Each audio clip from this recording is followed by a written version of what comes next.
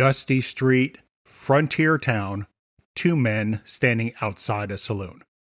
One of them says, "You gave me your word." And the other man answers, "I know I did." The problem is, between that handshake and this moment, the market collapsed, the cattle died, or the deal suddenly got very expensive. Now, there are only two choices: break the promise or pay the price. Out on the frontier, that decision could follow a man for the rest of his life, because in the Old West, your reputation rode ahead of you.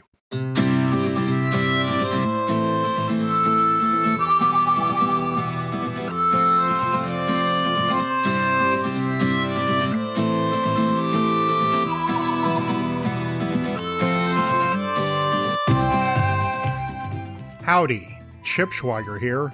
Welcome to another edition of Way Out West, the podcast that takes you on a journey through the stories of the American West, brings you the very best cowboy wisdom, and celebrates the legacy of the American cowboy. Out on the frontier, a man's word was supposed to mean something. At least, that's how we remember it. Two men stand beside a corral. They shake hands, cattle will be delivered, money will change hands. No lawyers, no contracts, just a handshake. Simple, until something goes wrong. A drought hits, a blizzard wipes out half the herd, prices collapse before you reach the railhead. And suddenly, that handshake looks like a terrible deal. Because out on the frontier, if a man broke his word, he didn't just lose one deal. He lost his reputation. And reputation traveled faster than any horse. So today on the show, we're talking about those moments when keeping your word got expensive, and why the men who paid that price are the ones the West still remembers. After the episode, check out the show notes at wayoutwestpod.com/cowboy word.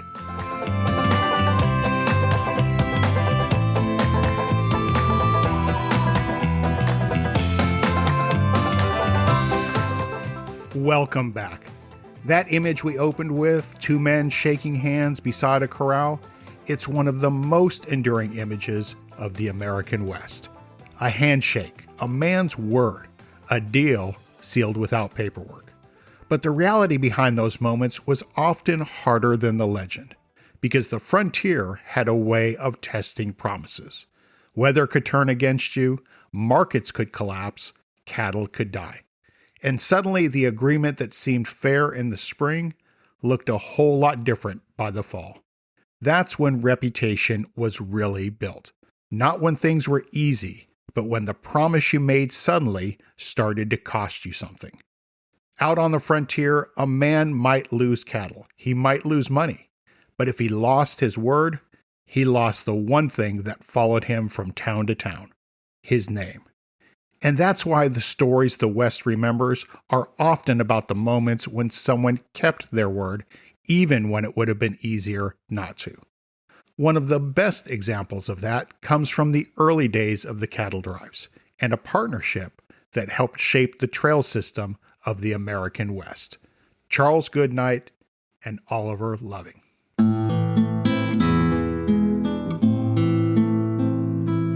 In the late 1860s, cattle were moving north out of Texas by the millions. One of the most famous partnerships on the frontier was between two men, Charles Goodnight and Oliver Loving. Together they blazed what became known as the Goodnight-Loving Trail. It ran from Texas up into New Mexico and Colorado.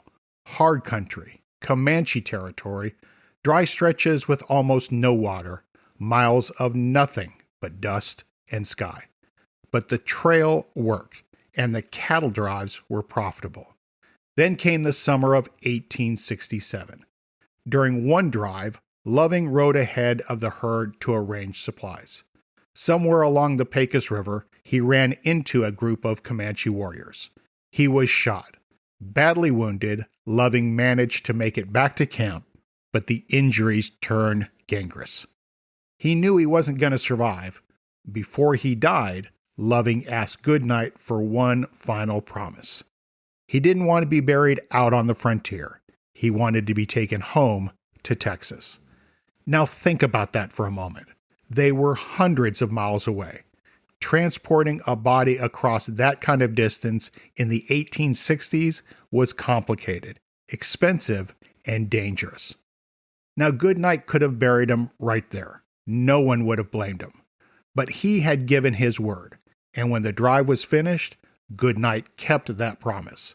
He had Loving's remains taken back to Texas for burial.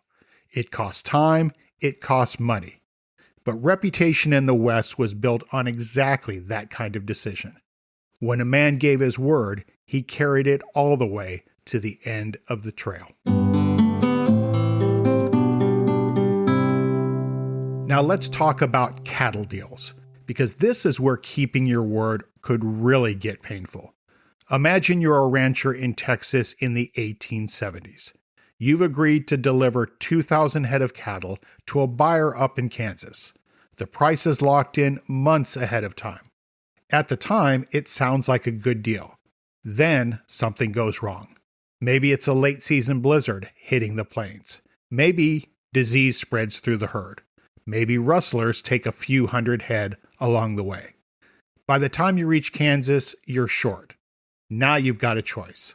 You can show up and say the deal's off, or you can buy additional cattle locally, often at a much higher price, just to fulfill the contract you already made. And yes, that happened. More than once. Some ranchers took a loss just to deliver the number of cattle they had promised. Why? Because the next time they wanted financing, the bank would remember. The next time they wanted to sell cattle, buyers would remember. And in the cattle business, your name was your credit. Break your word once, and suddenly nobody wants to do business with you. So, some ranchers took the hit. They finished the deal, they rode home, lighter in the wallet, but stronger in reputation. And out on the frontier, that was the better bargain. Let's step away from the trail for just a moment and walk into a frontier town. Picture a general store. Barrels of flour, coffee in sacks, nails, lanterns, boots.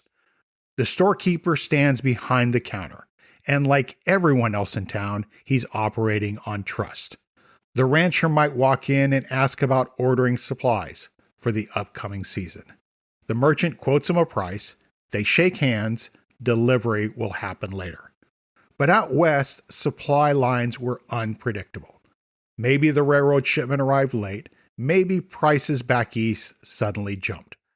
By the time the merchant restocked, the goods he promised had become much more expensive. Now the merchant had a choice. He could raise the price, or he could honor the one he quoted months earlier. Some did the first, but the merchants who built lasting reputations usually did the second. They honored the original price, even if it cost them money. Because word spread quickly in a frontier town. People remembered who kept their promises, and people remembered who didn't.